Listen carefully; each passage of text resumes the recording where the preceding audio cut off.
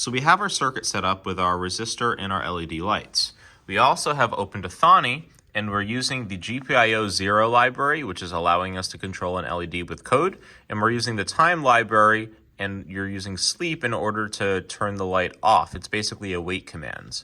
So what we're going to do to modify this program, which as of right now when I click run, will make the LED light turn on for 1 second and then turn off for a second. We want this to be flashing on, off. So we are going to be able to use a loop in order to do that. And I'm going to show you two different types of loops. The first loop, for I in range, you guys already have used. So let's say I wanted this to happen 5 times. I could say for I in range 5, and then I would highlight lines 6 through 9, and I would hit tab on the keyboard in order to indent them all at once. Then when I click run, what's going to happen is the light will turn on 5 times, each on for 1 second, off for 1 second. So I'm looping, I'm repeating that grouping of 4 pieces of code for that LED light to do that.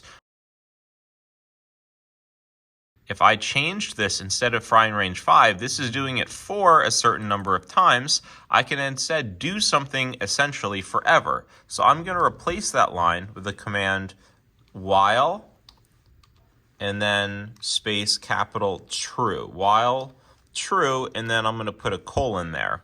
So while true, I'm going to re-indent this by hitting the tab key. So while true, LED on, sleep 1, LED off. So I'm going to run this program, and effectively this light is going to be turning on for 1 second and off for 1 second forever, because while true will continue to operate as long as a condition is met. Always. So it will always continue to do that. So we can use while true to make something remain on forever. Now, I also have the ability to potentially, change the amount of sleep to 0.5, so we can change the speed. Now you'll notice this is turning on for a shorter amount of time, but originally when I changed the code, nothing had changed. You always have to click stop and then run in order for the new program in order to start running. So for example, if I change that now to sleep for only 0.1 second and I click run, it's not going to update. It's going to keep going at the same rate. So I have to hit stop, and then I can click run, and we'll notice that it's doing the new program where it's only flashing for a second. So we always have to click stop to stop the current version of the code, keeping in mind that the LED light will stop in the position it's in. So if I can time this where it's on and I stop the program, I just click stop. The LED light on will remain on forever because that's the state it was left at.